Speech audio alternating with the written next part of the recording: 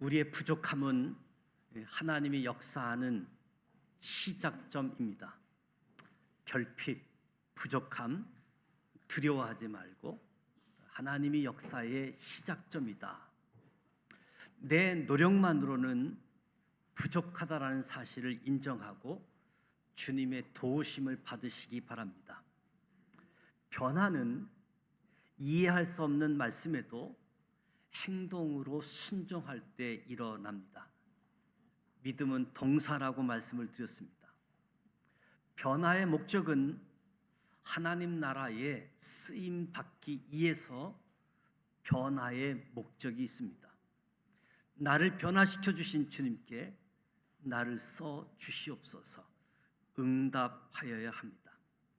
맹물 같은 존재가 포도주로 변화되었는데 다시 맹물 같은 존재로 돌아가서는 안 되겠습니다. 주님이 주신 포도주의 맛과 향기를 끝까지 지키며 하나님 나라의 귀하게 쓰임 받는 우리 모두가 되시기를 축복합니다. 예수님의 공생의 초기 가장 강력하고도 충격적인 사건 중에 하나인 성전을 깨끗하게 하시는 장면, 그 현장으로 들어갑니다. 요한복음은 가나 혼인잔치라는 기쁨의 표적 바로 뒤에 이 진노의 사건을 배치했습니다. 이는 우연이 아니라 낡은 유대교 결례용인 물, 이 물이 복음의 새 포도주로 바뀌었듯이 이제는 돌로 지은 낡은 성전의 시대가 가고 참된 성전이신 예수 그리스도의 시대가 왔음을 선포하는 거지요. 오늘 저와 여러분의 내면의 성전은 과연 정결한지 깨끗한지, 우리는 무엇을 믿음의 근거로 삼고 있는지 하나님의 음성을 듣는 시간이 되기를 소망합니다. 예수님께서 예루살렘에 올라가셨을 때 성경은 여호와의 유월절이 아닌 유대인의 유월절이라고 표현합니다. 하나님께 드리는 거룩한 제사가 인간들의 형식적인 절기, 이권 다툼으로 변질되었음을 지적하는 표현이죠. 성전 안에서 이방인의 뜰, 기도 소리 대신 짐승의 울음소리, 돈 바꾸는 한전하는 소음으로 가득했습니다. 당시 먼 곳에서 온 예배자들이 정결한 짐승을 구하기 힘든 실용적인 이유가 있었음에도 그 편의주의가 성전의 거룩함을 침해했다는 사실이죠. 하나님의 일을 핑계로 자신의 이익을 챙기는 행위를 가증히 여기시는 경고이기도 합니다. 예수님께서 성전을 깨끗하게 하시는 장면이 굉장히 무섭게 그려지고 있습니다. 노끈으로 채찍을 만드사 의도적으로 채찍질 하셨고 성전에서 내쫓으시고 돈을 쏟으시고 상을 엎으시고 한마디로 매우 화가 나셨습니다. 내 아버지 집으로 장사하는 집으로 만들지 말라. 이 말씀은 예수님이 성전의 주인이신 하나님의 아들이심을 보여주는 강력한 자기 계시라고도 할 수 있겠지요. 이 본문 말씀은 구약 성경 마지막 책인 말라기서 말씀의 성취이기도 합니다. 말라기는 하나님의 오심을 준비하라고 세례 요한 이전까지 구약의 마지막 선지자였습니다. 세례 요한의 사역을 예언하고 주가 갑자기 성전에 임하시는 날을 예언하고 있지요. 말라기 3장 1절에 만군의 여호와가 이르노라, 보라 내가 내 사자를 보내리니 그가 내 앞에서 길을 준비할 것이요 또 너희가 구하는 바 주가 갑자기 그의 성전에 임하시리니. 오늘 본문 말씀이 말라기 선지자의 예언이 성취되어졌음을 확인하게 되어지는 거지요. 예수님께서 조금은 점잖게, 조금은 신사답게 성전을 깨끗게 하실 수도 있을 텐데 다른 사람들이 오해할 정도로 너무너무 화를 내시면서 너무나 분노하셨습니다. 왜 그랬을까? 우리가 때로 성경을 읽다 보면 이해할 수 없는 예수님의 모습을 보게 되지요.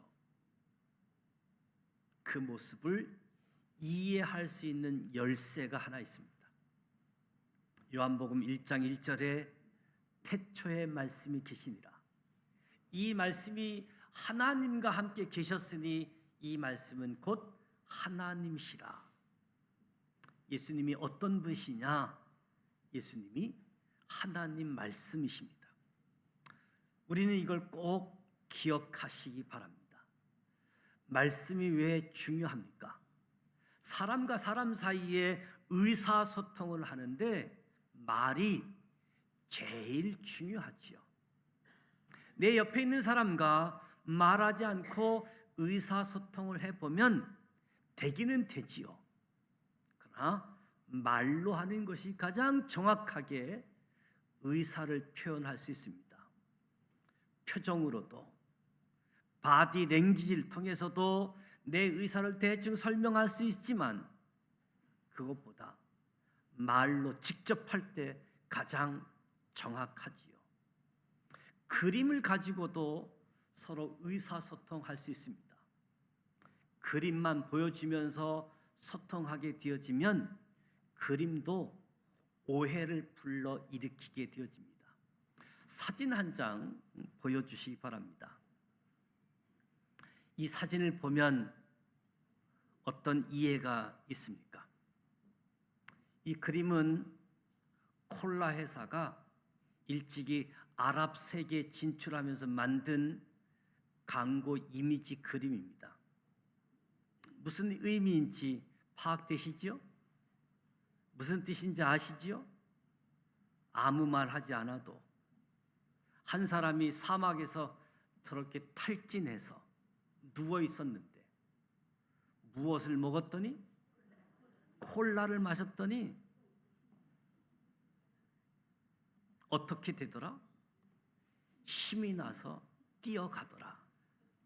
저와 여러분은 쉽게 그렇게 파악할 수 있지요. 그런데 이 광고로 콜라 회사가 쫄딱 망했습니다. 왜냐하면 아랍 사람들은 글씨를 우리처럼 왼쪽에서부터 오른쪽으로 읽는 것이 아니라 이스라엘 사람, 아랍 사람들은 글씨가 오른쪽부터 왼쪽으로 쓰고 읽게 되어지죠. 아랍 사람들은 저 그림에 대한 시선이 어디로 붙어 있느냐면 오른쪽 사진부터 보지요. 그러니까 어떻게 해석하겠습니까? 한 남자가 저렇게 열심히 뛰어가고 있는데 뭘 마십니까? 콜라를 마시고 어떻게 됐어요? 뻗어버렸습니다. 그러니까 콜라가 팔릴 수가 없었던 거지요. 이 그림을 보여주면서 말을 하지 않았던 것이 오해가 생긴 거지요.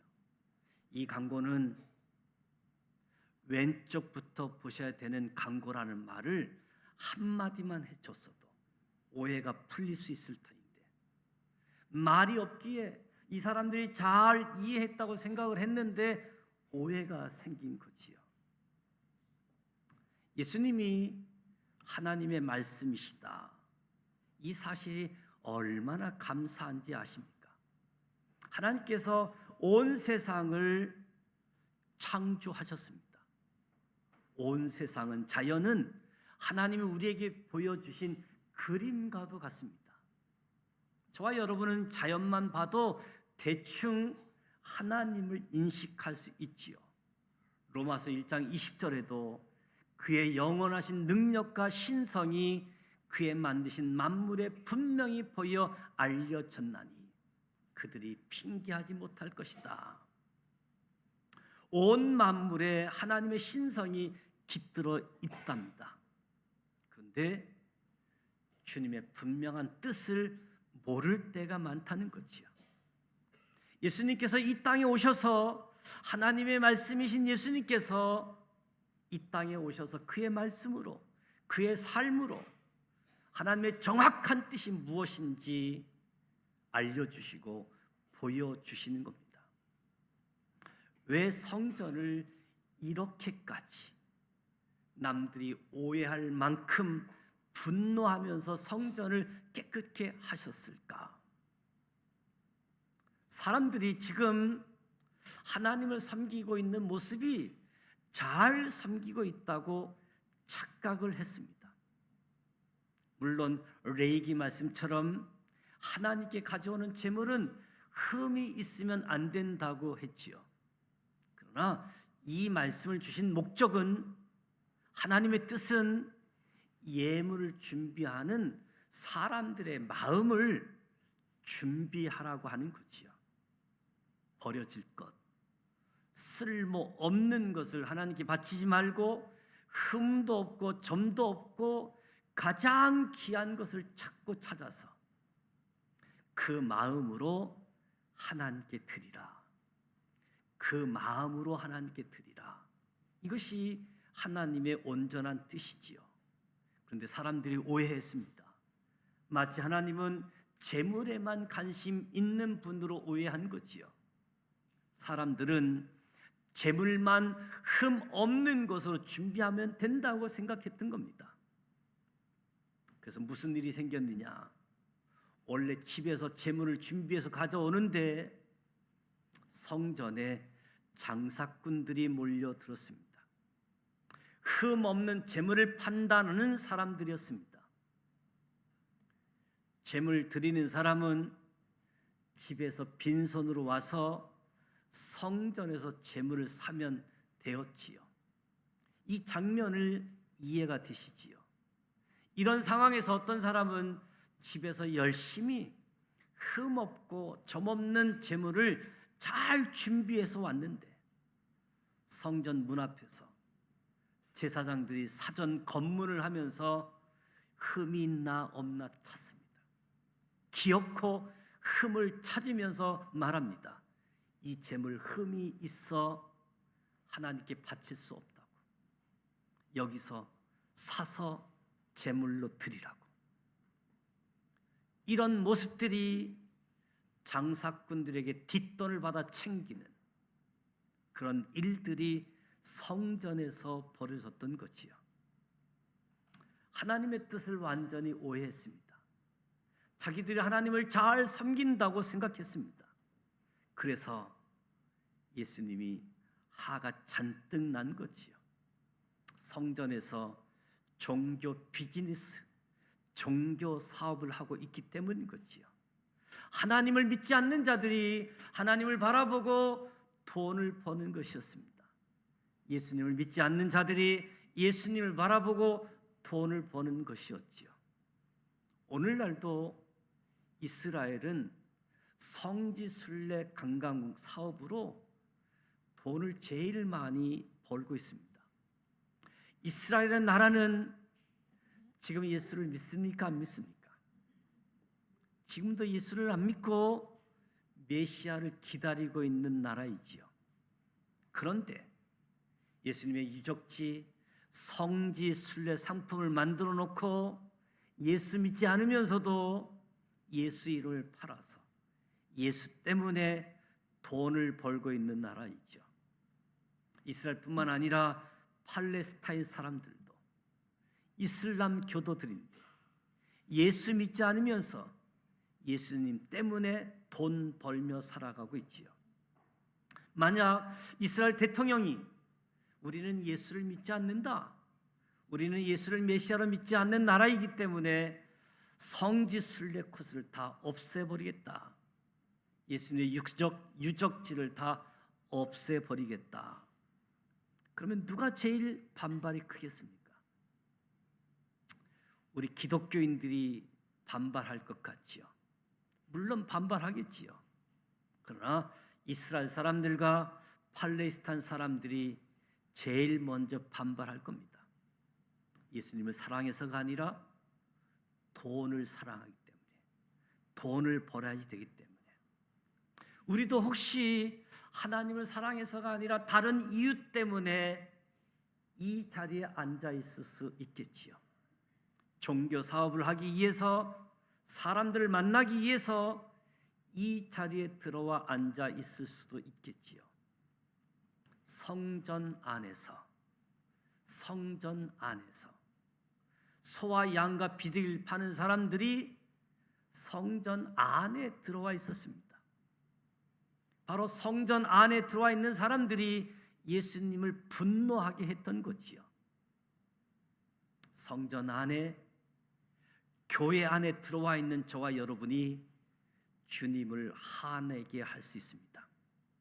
예수님이 성전 바깥에 있는 사람들 때문에 화가 난 것이 아니라 성전 안에 들어와 있는 사람들 때문에 매우 화가 나셨던 거지요. 이것이 어떤 것인지 모르고 들어온 사람들 때문입니다. 예수님은 우리의 몸만 원하시는 분이 아닙니다. 우리의 마음을 원하시는 분임을 아시기 바랍니다. 사람과 사람이 만나서 몸만 앞에 있고 마음은 딴 데 가 있다고 하면 우리 사람도 화가 나잖아요. 남자분들이 맨날 부인 앞에 듣는 이야기, 몸은 여기 있는데 정신은 딴 데 가 있다고. 하나님은 제물 바치는 몸은 이 자리에 나와 있는데 정신이 딴 데 가 있다는 거지요. 주님 때문에 나온 것이 아니라 다른 이유 때문에 나온 것을 그렇게 싫어하신다는 겁니다. 저와 여러분이 성전 안에 들어와 있습니다. 우리의 몸만 원하지 않습니다. 저와 여러분의 마음을 들으시기 바랍니다. 우리 교회가 하나님의 찾으시는 신령과 진정으로 예배 드리는 자들로 이 자리가 가득하길 원합니다. 예수님이 하신 일, 성전을 깨끗하게 하시는 일은 마치 노아 때 역청을 칠하는 것과 같습니다. 하나님께서 노아에게 방주 배를 만들라고 하시고 배 안팎으로 역청을 칠하라고 명령했습니다. 왜 역청을 칠하느냐 하면 물이 배 안으로 들어오면 안 되기 때문에. 교회도 마찬가지입니다. 교회는 세상 물결이 교회 안에 들어오는 것을 막아야지 되는 거지요. 예수님이 지금 역청을 칠하고 계십니다. 교회는 교회다워야지 되고 예배는 예배다워야 한다. 예수님이 성전을 깨끗하게 하신 동기를 살펴보면 예수님이 마치 미친 사람처럼 화를 내고 채찍을 휘두르고 상을 엎으실 때 제자들이 예수님을 보고 17절에 주의 전을 사모하는 열심이 나를 삼키려 한 것을 기억하더라. 주의 전을 사모하는 마음으로, 그 열심으로 예수님이 성전을 깨끗게 하시는구나. 제자들이 파악한 예수님의 동기였습니다. 그 동기도 맞지요. 그런데 좀 더 중요한 이유, 16절에 비둘기 파는 사람들에게 이것을 여기서 가져가라. 내 아버지 집으로 장사하는 집을 만들지 말라. 예수님께서 성전을 깨끗하게 하신 이유, 직접적인 이유는 아버지 집이기 때문이었습니다. 왜 성전이 더러워지는 것을 참을 수 없었느냐 하면 그 집이 아버지 집이기 때문에, 내 아버지 집이 이렇게 더러워지는 것을 참을 수가 없었던 것이요. 여러분에게 묻습니다. 여러분에게도 이곳이 아버지의 집입니까? 어떤 사람에게는 이것이 예수님처럼 아버지 집이지요. 성전에 아름다운 꽃꽂이를 하고 성전을 사랑하는 마음으로 청소를 합니다. 그 동기는 아버지 집이기 때문에. 이것이 아버지 집이 아닌 사람에게는 그저 손님처럼 이곳을 그냥 왔다 갔다 하는 장소일 수 있겠지요. 손님이면 어떤 열정도 헌신도 생기지 않는 곳입니다. 내 아버지 집이 아니기 때문인 거지요. 교회가 아버지 집인 사람은 교회를 함부로 비판하지도 않습니다. 아버지를 함부로 비판하지 않는 것과 같은 거지요. 누워서 침 뱉는 일이기 때문에. 교회가 아버지 집이 아닌 사람은 너무나 쉽게 교회를 비판합니다. 자기 집이 아니기 때문인 거지요. 이곳이 나에게 아버지 집입니까? 아니면 손님처럼 그냥 왔다 갔다 하는 곳입니까? 아버지 집인 것은 맞습니다. 그러나 아직 너무 어려서 그렇습니다. 우리가 성장하면 부모님을 대하는 태도도 달라지지요. 어떻게 하면 부모님을 더 편안하게 해드릴까? 어떻게 하면 부모님을 더 기쁘게 할 수 있을까? 성장하면서 이렇게 생각하는 것이 정상이지요. 우리 신앙생활도 마찬가지입니다. 예수님을 처음 믿을 때 아버지 되신 하나님께 이것 주세요, 저것 주세요 기도하는 것 당연하지요. 그리고 아버지이기 때문에 자녀에게 주십니다. 그런데 예수를 믿은 지 10년 되고 20년이 되어도 맨날 내 기도는 달라는 것밖에 없다면 내가 진짜 자녀답게 살고 있는지 돌아볼 필요가 있습니다. 이제 이 정도 예수님 믿으셨으면 내 아버지 집을 생각해야 되지 않겠습니까? 내 아버지 집이 더러워지는 것을 참지 못하고 내 아버지 집이 교회답지 못한 것을 아파하는 마음이 예수님께 있었던 그 거룩한 분노가 저와 여러분에게도 있기를 소원합니다. 교회에서 제자 훈련보다 자녀 훈련이 더 필요하지 않는가? 자녀의 의미가 무엇인지, 하나님은 아버지이고 나는 하나님의 자녀인데 이 자녀의 의미가 무엇인지, 어렸을 때의 자녀의 모습, 성장했을 때의 자녀의 모습, 이 자녀 훈련이 더 필요하지 않는가? 사람들이 예수님께 질문합니다. 내가 이런 일을 행하니 무슨 표적을 우리에게 보이겠느냐? 너희가 이 성전을 홀라 내가 사흘 동안에 일으키리라. 사람이 놀라지요. 46년 동안 지은 헤롯 성전을 3일 만에 일으키겠다, 이해할 수 없었던 것이요. 근데 예수님의 놀라운 이 말씀은 성전된 자기 육체를 가리켜 말씀하신 것이다. 성전된 자기 육체, 십자가에 죽으시고 사흘 만에 부활하신 자신의 몸, 예수님이 하나님과 인간이 만나는 최종적 만남의 장소로 표현하신 거지요. 눈에 보이는 성전이 성전입니다. 예수님이 말씀하십니다. 눈에 보이지 않는 건물, 눈에 보이지 않는 건물 아닌 우리의 몸 자신도 성전임을 알려주고 계십니다. 사도 바울도 고린도전서 6장에 너희 몸은 너희가 하나님께로 받은 바 너희 가운데 계신 성령의 전인 줄 알지 못하느냐? 너희는 너희 자신의 것이 아니라. 사도 바울도 성령의 감동으로 우리 자신이 성령께서 거하시는 하나님의 전이라고 알려주고 계십니다. 예수님께서 성전을 깨끗하게 하셨습니다.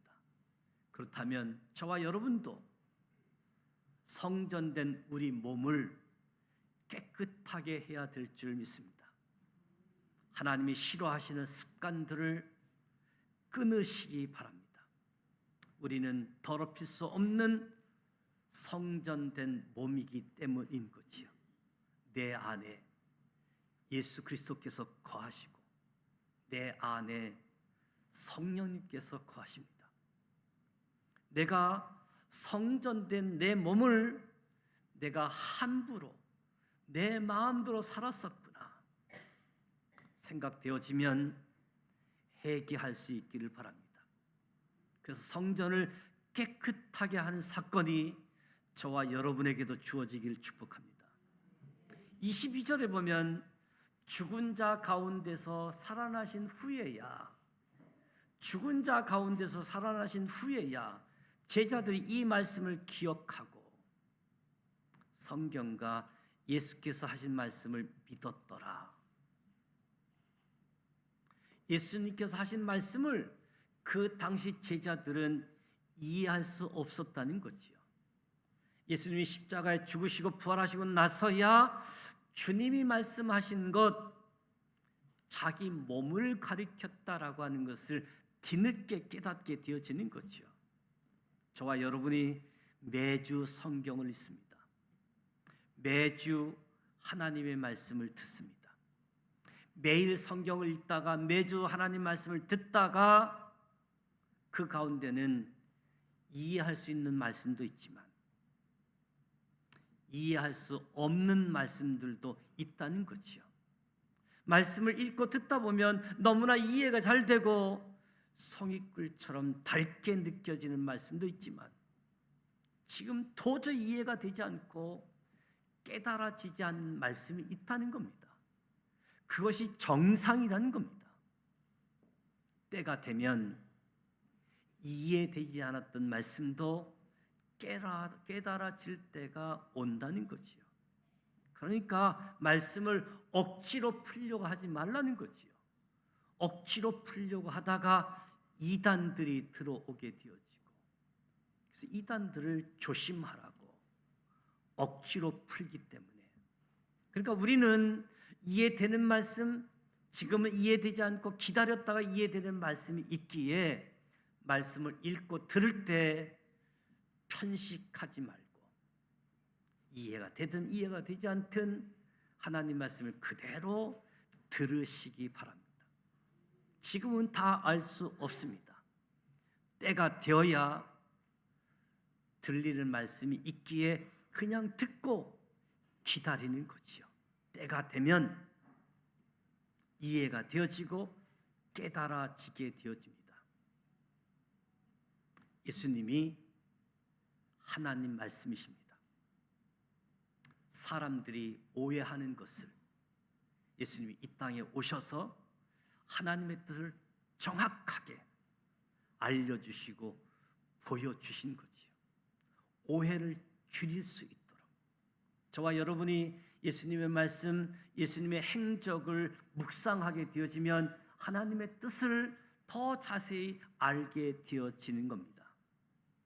성전에 들어와 있는 사람들이 예수님을 분노하게 할 수 있음을 깨달았습니다. 성전 안에 들어와 있는 저와 여러분이 조심해야지 됩니다. 저와 여러분이 두려워해야지 됩니다.